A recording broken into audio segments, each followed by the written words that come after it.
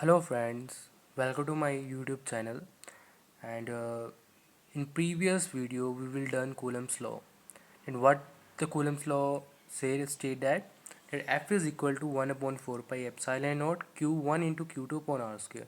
What is Q here? Q is magnitude of the two charges and R is distance between them two charges and F is force and epsilon naught is permittivity in a free space. So student आज हम करेंगे Coulomb's law की vector form कि हमने जो force को vector में convert करना है और कूलम्स लॉ जो हमें पता है कि फोर्स एक वेक्टर क्वांटिटी होती है और हमने जो ये कूलम का जो लॉ है इन वेक्टर फॉर्म में ड्राइव करना है. So let's start. So student we have a space. हमारे पास ये स्पेस है और इस स्पेस में मान लो कि दो चार्ज है.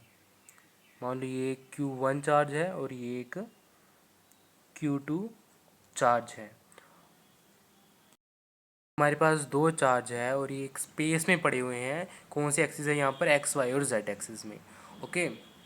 सो मान लो Q1 का जो पोजीशन वेक्टर है हमारे पास ये Q1 है और इसका पोजीशन वेक्टर हमारे पास है R1 वेक्टर और Q2 का जो पोजीशन वेक्टर है हमारे पास वो है R2 वेक्टर. सो फ्रेंड्स मान लो कि ये जो दो चार्ज है ये सेम चार्ज है तो सेम चार्ज हमें पता था क्या करेंगे कि that unlike charge attract each other and like charge repel each other. So ये जो दोनों ही चार्ज हैं वो आपस में क्या करेंगे? रिपल्शंस क्रिएट करेंगे. और ये देखो मान लो ये दोनों पॉजिटिव चार्ज है और ये Q1 Q2 पर फोर्स लगाएगा इस डायरेक्शन में क्योंकि ये इसको रिपेल कर रहा है. ओके. एंड Q2 Q1 पर फोर्स लगाएगा in this direction because Q2 Q1 को रिपेल कर रहा है.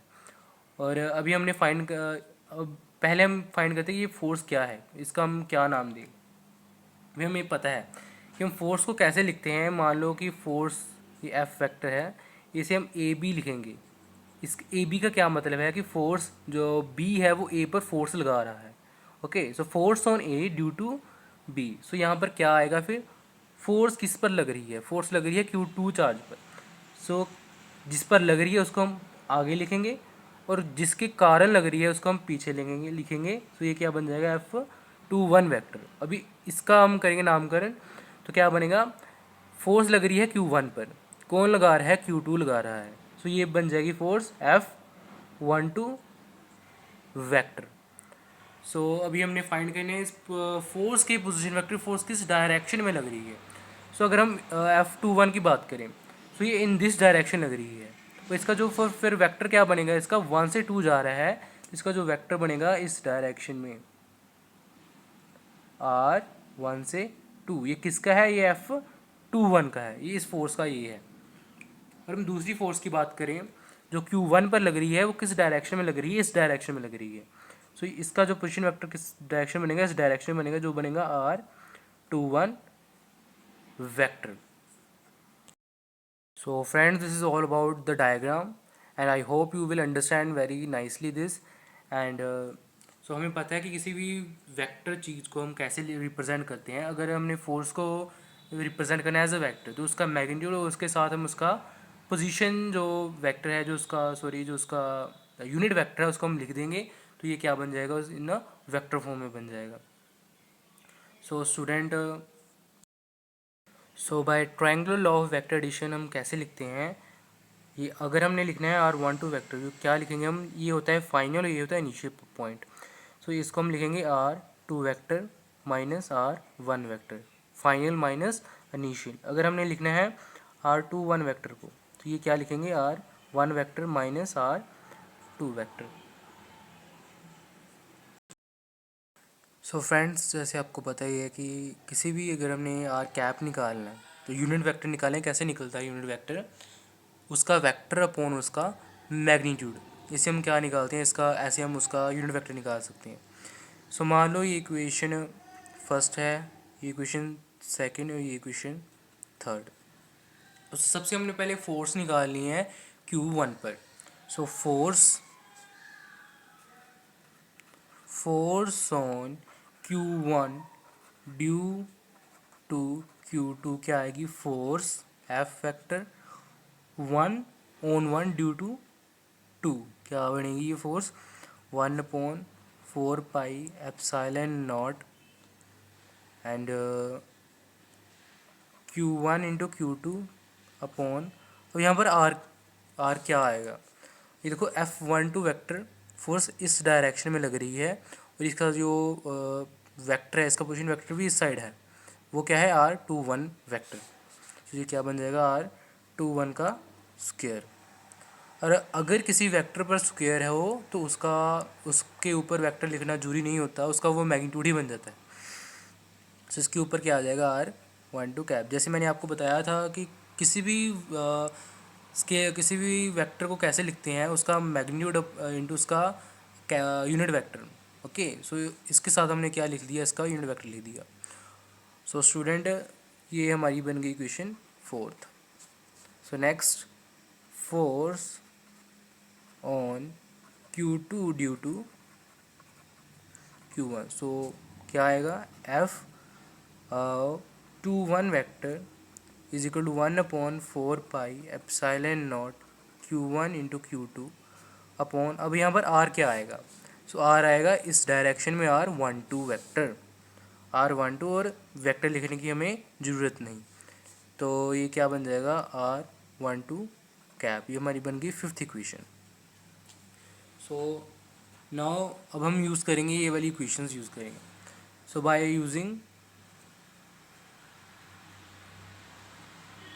इक्वेशन 3rd कि इस कैप की वैल्यू को मैंने हटाना है।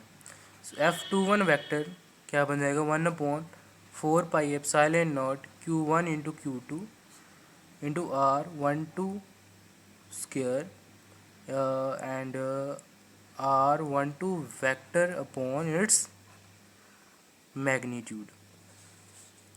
सो अभी हमारे पास क्या बन जाएगा, F21 vector is equal to 1/4 pi epsilon naught Q1 into Q2। ये देखो, ये भी मैग्नीट्यूड और ये भी मैग्नीट्यूड है, ये स्क्वायर है और ये सिंगल है, तो क्या बन जाएगा, क्यूब बन जाएगा, R12 cube into R12 vector. और अभी हमने इक्वेशंस यूज़ करनी है first equation. By using equation first we get F21 vector is equal to 1/4 pi epsilon naught Q1 Q2 into R2 vector minus R1 vector upon magnitude R2 vector minus R1 vector की cube. ये हमने vector magnitude क्यों लिखा, क्योंकि यहाँ पर magnitude में था और इसमें वेक्टर भी लिखना है, हमने मैग्नीट्यूड भी लिखना है। ओके, तो ये इक्वेशन ये बनेगी। अगर हम इसमें से माइनस को कॉमन निकाल लें, ठीक है, तो क्या बन जाएगा, सॉरी बाद में करेंगे हम कॉमन, पहले हमें F12 भी निकालना है। सो सिमिलरली क्या बन जाएगा, F21 की जगह क्या बन जाएगा, ऐसे ही हमने करना है, तो वो बन जाएगा 1/4 पाई एप्सिलॉन नॉट, जस्ट ये वाली चीज़ें चेंज होंगी। सो Q1 Q2 R1 vector minus R2 vector R1 vector minus R2 vector की क्यूब। सो ये हमारी बन गई F21 और ये बन गई F12 vector.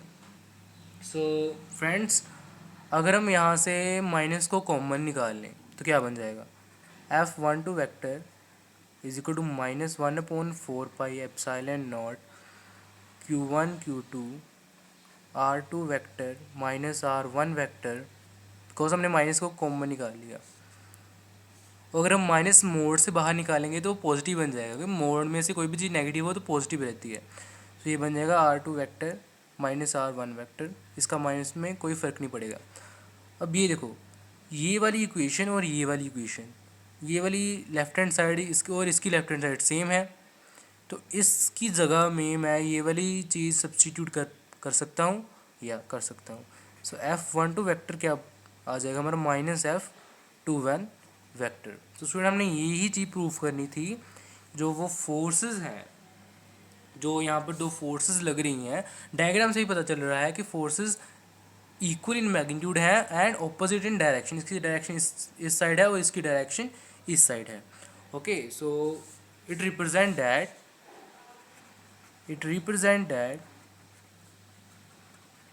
forces are equal in magnitude but opposite in direction. So student ये न्यूटन्स थर्ड लॉ भी है कि जो ये वाली इक्वेशन बन जाती है।